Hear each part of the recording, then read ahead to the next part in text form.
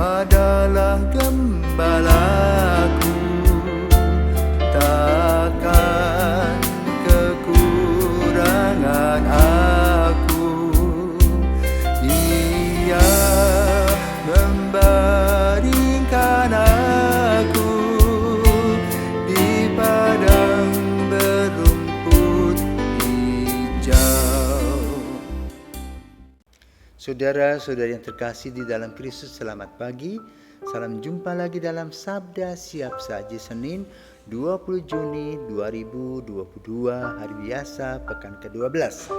Marilah kita berdoa dalam nama Bapa, Putra dan Roh Kudus. Amin. Allah Bapa, tujuan hidup kami, semoga kami patuh setia melaksanakan tugas yang kami terima dari-Mu. Perkenankanlah kami berusaha agar dunia ini layak didiami setiap orang sesuai dengan cita-cita Yesus Kristus dalam kehidupan kami yang hidup kini dan sepanjang masa. Amin. Tuhan bersamamu dan bersama rohmu. Inilah Injil Yesus Kristus menurut Matius. Dimuliakanlah Tuhan. Matius bab 7 ayat 1 sampai dengan 5. Dalam khotbah di bukit, Yesus berkata, "Janganlah menghakimi supaya kalian tidak dihakimi. Karena dengan penghakiman yang telah kalian pakai untuk menghakimi, kalian sendiri akan dihakimi. Dan ukuran yang kalian pakai untuk mengukur akan ditetapkan pada kalian sendiri. Mengapakah engkau melihat selumbar di mata saudaramu, sedangkan balok dalam matamu sendiri tidak engkau ketahui? Bagaimanakah engkau dapat berkata kepada saudaramu, biarlah aku mengeluarkan selumbar itu dari matamu, padahal di dalam matamu sendiri ada balok? Hai orang munafik, keluarkanlah dahulu balok dari matamu sendiri, maka engkau akan melihat dengan jelas untuk mengeluarkan selumbar dari mata saudaramu." Demikianlah sabda Tuhan, terpujilah Kristus. Dalam percobaan Yesus di padang gurun, ada 3 hal yang menonjol, yang digodai dan dicobai. Pertama, materialisme, harta, egoisme, tahta. Dan yang ketiga, ambisi. Maka pada hari ini Yesus mengajarkan kepada kita agar kita tidak gampang menghakimi. Bagaimana cara menghakimi? Orang bisa dihasut. Ada musuh dalam selimut. Jadi kita mengenal istilah musuh dalam selimut.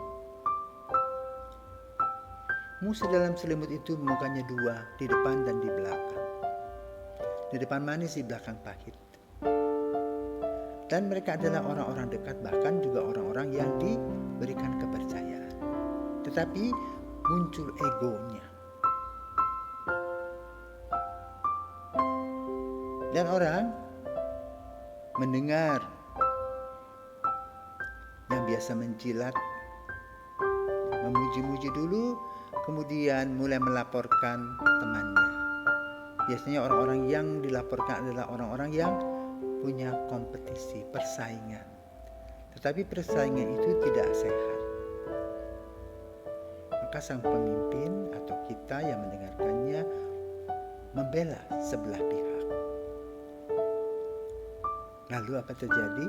Kita tidak pernah menggunakan 3 hal, cek, recheck, cross check. Kita telan saja laporan itu. Akibatnya apa? Sadar tidak sadar kita menghakimi, menuduh, menelan apa yang dituduhkan itu. Nah, ini melawan keadilan.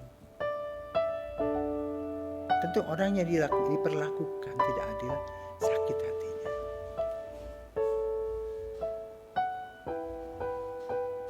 Bahkan ada juga orang yang berbuat melalui semacam pembunuhan karakter. Aku tenggelam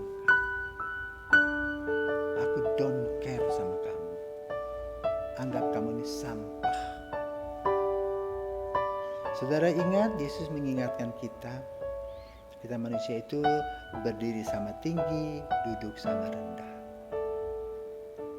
Penghakiman yang dibuat oleh kita dalam ketidakadilan pada waktunya juga akan kita alami. Karena ada sebuah kalimat yang mengatakan penyesalan. Biasanya penyesalan itu biasa terjadi belakangan. Ayo kita koreksi diri.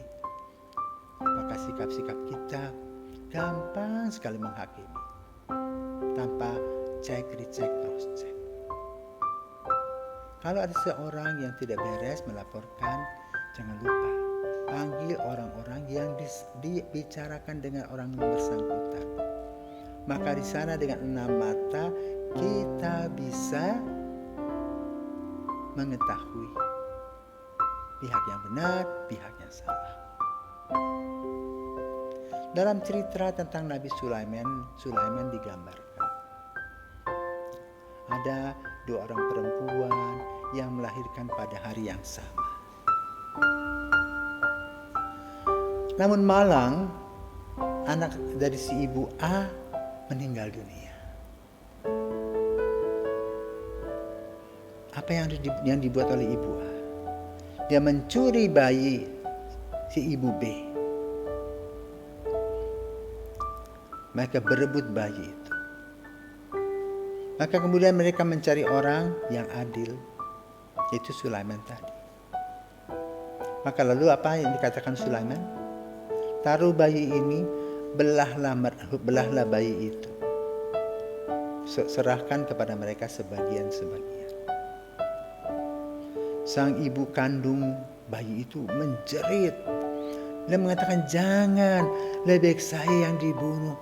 Biarkan anak itu beri kepada ibu itu. Jangan. Tetapi si A mengatakan, terus buat aja, belah aja. Nah, saudaraku terkasih, lalu dikatakan Sulaiman mengatakan, berikan bayi itu kepada si ibu si B yang merintih. Dan masukkan dia ke dalam penjara ibu tadi. Ini adil. Sulaiman tidak menghakimi. Itu bukan cerita Nabi Sulaiman.